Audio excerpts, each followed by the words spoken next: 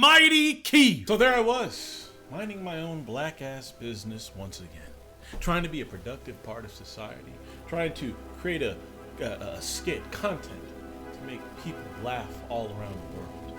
And it's almost done. But as I'm finishing, I had some crazy news. Ladies and gentlemen, if you don't know, I actually started my career as a Super Smash Brothers player. That's right. Played Melee like all the other intelligent and handsome individuals. And then I transitioned to Brawl with other intelligent, talented, and handsome individuals. That's where I got my career from. That's where I started playing competitively. I played, Melee a little bit competitively, but I was young, right? So I didn't really get into it. Mama wouldn't let me out the house that much. But when I got into Brawl, man, I was a teenager. I was on my own. I was doing my own stuff. I played Brawl competitively, and then developed a good network of friends, whether that's players, commentators, content creators, you name it. And then over the years, I made content on Super Smash Brothers, and that kind of jump-started the Mighty Keith YouTube channel, the Keith Crew YouTube channel. And throughout the decades, because God, I'm old, and so is this game, Nintendo has been doing something called railing the Super Smash Brothers community. And that sucks. I mean, really screwing over Super Smash Brothers as a whole, the competitive nature, the competitive environment of it. Whether it's, not allowing them to really compete or providing them any type of monetary gain for competing. They never really backed the competitive scene.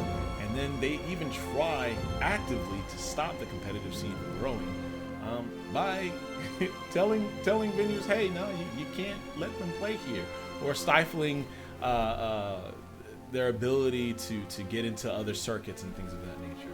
Well, it looks like today they dropped just yet another long line of FUs to the Super Smash Brothers community. And now a word from our sponsors. Guys, I do want to take time to thank today's sponsor, Factor. Now, we've worked with Factor before. They're amazing, flavor-packed foods, ready in just 2 minutes. We all have busy lives. Sometimes you just don't have the time to write a list of ingredients you need, go to the grocery store, buy the food, cook the food. All you gotta do, if you're hungry, is just get one of these meals, put them in the microwave, and you're good to go.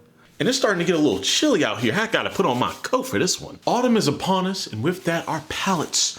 You know what I'm saying? I don't know about you guys, but my palate, I want something a little bit more hearty. Something a little bit more festive. Cranberry pecan chicken and apple Dijon pork chops. Ready in 2 minutes. Will satisfy any kind of craving you can have for this busy season without the hassle. But also for my gym rats, the colder it gets, you know what that means, boys and girls. It's time to bulk up. Time to put on some muscle. You can get the Protein Plus option and get 30 grams of delicious protein inside your meals. So what are you waiting for? Go to factor75.com or use the link in my description and use code MightyKeith50 to get 50% off your first box today. So originally this only affected Japan. Then it quickly made its way to the UK or EU. I think UK is separated from EU now, but they're both affected. And now we just got the American community tournament guidelines. And for those who are not, for those who don't know, right? You guys follow me for other stuff. This is how the Smash community kind of lives. All right. Unlike sports games like Street Fighter, Mortal Kombat, Tekken, games that are actually backed by the company that creates the game, with big financial circuits, with Evo, with a whole bunch of sponsorships, right? That's how those players and commentators make a living for the most part, outside of streaming and whatnot, because they're able to play the game, commentate on the game, set up tournaments, right? Tournament organizers, whereas Nintendo's just like, don't do that or we'll kill you. For those who are casuals or those who only kind of look at Smash Brothers, once there's a big Evo event or big event that their friends want to watch, understand those players, for the most part, are not getting any bit of money from Nintendo. They've been getting it from outside sponsors, or just other people that aren't Nintendo, really, which is wild when you think Capcom's cutting like $1 million checks for Street Fighter. Nintendo is saying no to any tournament that is hosting the game that does not have some type of like official Nintendo license. Okay, and from my understanding, that is very, very, very rare to come across. So let's just check out what some of these community tournaments. So the community tournament is a small scale and not for commercial profit. It says community tournaments may not generate commercial revenue except as permitted by these guidelines. Tournaments may include up to 200 participants for an in-person tournament or up to 300 participants for an online tournament. Organizers that have reached the legal age of majority in their jurisdiction may collect entry fees from participants in the amount not more than equivalent of $20 per person. When I played, they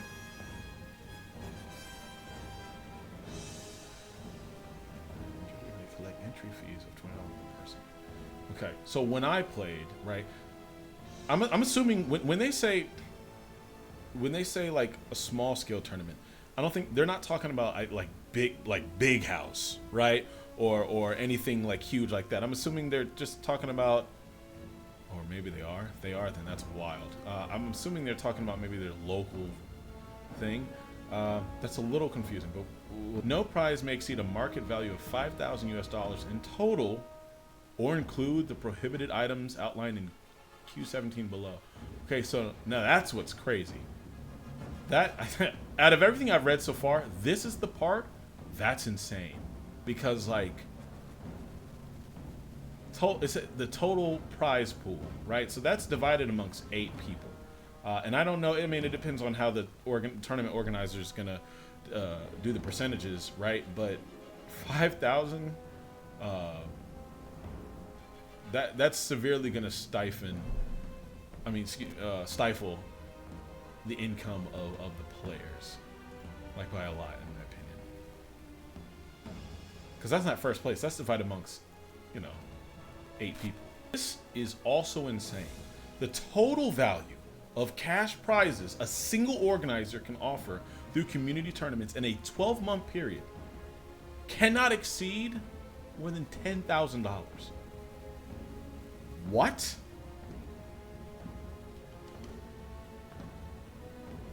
That's insane. Like you can't make a living off tournaments with this. With these two right here, there's no way a human being can live off tournaments unless they're eating ramen every day and they live in like, I don't know, a one room, not one bedroom apartment. I'm talking about one room connected to like somebody else's house that they're renting, or maybe they're in someone's basement or something. There's absolutely no way that essentially $10,000 divided amongst 16 people per year is going to feed anybody. And you're probably like, yo, this is a lot of stuff, right? What's going to happen if the Smash community is just like, nah, I'm not doing any of this. What are you going to do? Jail. You're going to go to jail if you're lucky. More than likely, Nintendo will just erase you from the planet. Everything gone. Nintendo is the one company you don't mess with. They will erase you, mention of your name, family, your friends, dogs. Anything that even can be connected to you, they will vanquish. And that's what's terrifying. Guys, remember that guy who was selling not emulated, but like homebrew copies of Nintendo Switches? You remember him? Do you remember his name? Do you remember his face? Remember what he looks like, what he sounded like? I can't. Nintendo erased the memory of that person from all of our lives collectively. You just know of the story. You don't know what he looks like. That's how strong they are. That man has to pay Nintendo for the rest of his life, and we don't even know who he is. It's a sad day. All right, so Technicals. I don't know Technicals' place in the community anymore. I remember when I was in there, he was kind of like their adversary. But he does have more information on the community than me, because I haven't been there in a while. It says, Panda could have assured the existence of a unified circuit amidst the Nintendo... Oh, let me just make this bigger. All right, Panda could have assured the existence of a unified circuit amidst the Nintendo changes. Instead, Gimmer and BTS convinced you to boycott, destroy Panda, and what did they leave you with? BTS went bankrupt and dissolved, and VGBC. Oh, this is some political shit that happened. I don't even know who BTS is. And VGBC, that's by Gimmer, downsized all operations. Remind me who had the community's best interest in mind. Oh, so was that some foresight? That's some foresight from technicals. Okay, so Alex Bailey says, I know the Smash community is up in a flux right now, but I'm working on a statement from my own mouth on working with Nintendo in the past. Okay, receiving many events licensed and how to navigate everything happening. Interesting. He is a big tournament organizer for the FGC, not just Smash, FGC in general. He's a big guy. Octopus Nintendo win. Oh, he's just making memes. The Crimson Blur.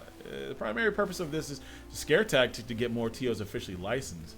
I highly doubt Nintendo is going to have the bandwidth to go after small events. As always, their goal isn't to kill us, but to control us. Get ready for Panda version 2. I don't know if I completely agree with this take. I remember Blur. Blur was a good tournament organizer as well. I don't know if he still does it or not. One thing I've learned over the years, though, I never, ever, ever doubt the pettiness of Nintendo. Ever. I don't think Nintendo deals with scare tactics. I think they deal with fuck yous. Big, juicy, immaculate fuck yous. I think they really get their rocks off by making sure other people are in pain. So I don't know if this is a bluff. I don't think it's a scare tactic. I think they are wishing a nigga would. That's kind of how they operate. So I personally wouldn't step on their toes. I'm just not built like that. I don't think anyone should, right? Because if Debo wants the chain, give him the chain because you're just going to get your ass whooped in front of everybody. And then what does that solve? You know what I'm saying? What does Axe have to say? Axe is a very talented Smash player. He's like one of the best in the world. Nintendo released some strict guidelines for tournaments without official Nintendo license. That's extremely concerning, especially for Melee events. I'm scared for my life. Now, you know, some of y'all who don't play games for money are probably like, oh, well, scared for your life. You're exaggerating. No, this is their livelihood, man. Imagine your company you've worked at for 20 years is laying off people, and you don't know when's the next time you're going to get another job like that, right? You pour all your talent and all your ability points into this company, and they want to screw you. So let's see what Tafo has to say. He's a very knowledgeable individual with the Smash community news about it. And whatnot. So it says, my not so short TLDR. Local events are likely too small for Nintendo to care. I don't like that. Remember, they don't. they deal in the fuck yous. Many majors such as Genesis have a license. Unlicensed larger events and Coinbox likely will have to figure out what to do up ahead. Coinbox, I think, is HBox's thing, right? Not too sure. Might lead to more events not existing next year. Okay, so So Genesis does have a license. That's interesting. I didn't know that. That's the big one that's happening in California. Some people are saying to sign for a commercial license. For context, I have personally seen some of these, and the agreements aren't great. Without going into full detail, redlining and negotiating certain aspects of a deal can take months, even years, to which you're forced to make a decision to go with Nintendo terms or not get a license or be able to run your event. So I guess I was right then. Big House is, I'm assuming, considered a big event. So the big, the tournament we just saw over the weekend, that I guess could not exist soon. Nintendo's notoriously meticulous on a ton of things. So to compare our licensing deal with other ecosystems such as Valorant or Capcom is quite different. Nintendo behaves closer to Disney, Marvel, and how strict they want everything. So even signing can lead to very undesirable outcomes and also lead to Nintendo renegotiating future things in 2024, 2025 and make the agreement even worse. This is some Darth Vader shit. this is some but we had an agreement, and then he said, well, I've altered the agreement. Any prospective sponsors that may have potentially been with us are now even less likely wanting to partner with us because of all the red tape involved to make sure things work. That was also one of my concerns. Some companies, they kind of operate like a little bit more fluid, right? A little less strict. And then when big boys come to play like Nintendo or like you said, Disney or other stuff, they're like, yo, I don't want to be part of this because now there's a whole bunch of legal mumbo jumbo that is just not attractive to us. So that's true. This Nintendo having this effect could make other companies not even want to deal with Smash, which is also concerning. Also, Nintendo can also tell an event you can't partner with them. That's crazy. Didn't think about that part. Nintendo could just simply say, no, you're not partnering with anybody except us. For any reason. Largely, this can be seen as scare tactics from Nintendo to gain full control over the IP and branding, and that is ultimate goal for Nintendo. The community, any of its infrastructure, comes second to this. They want to protect their brand at all costs, even if it means destroying the existing infrastructure. I had a talk with a few friends over the weekend about Nintendo, and they're just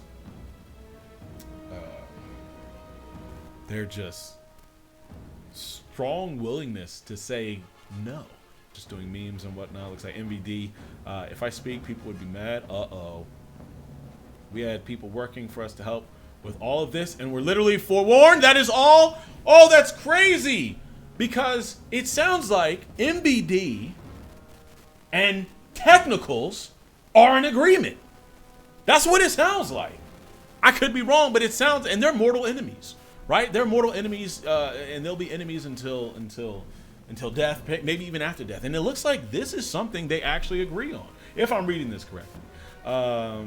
Nintendo's the only developer to consistently not just be disinterested and unsupportive about its own long-time dedicated competitive players, but will actively go out of their way to screw them over. Ladies and gentlemen, this is kind of just, I'm just going to echo what's been happening. So Nintendo says he doesn't like circuits, doesn't like tournaments. This is probably not good. I'm not even going to say probably. This is just not good for Smash, to be honest. I don't know the extent of how bad it will be. Hopefully it comes out that this will not be as bad as people predict, but we do know for sure this is not good. They have 100% stifled the community in yet another way, and that sucks. It really does. But I hope everything can change. Again, Super Smash Brothers is near and dear to my heart, and for any of the organizers, the top players, anyone, if you want to reach out to me so I can help in any way possible, please do. You know my Twitter. You guys, you can message me or anywhere, because I would hate for this to really go down the way it is. I don't know how much power I have, but anything helps, right? If you just want me to spread the word, I got you. Super Smash Brothers will always be near and dear to my heart. It's kind of how I became who I am. Or that's just crazy.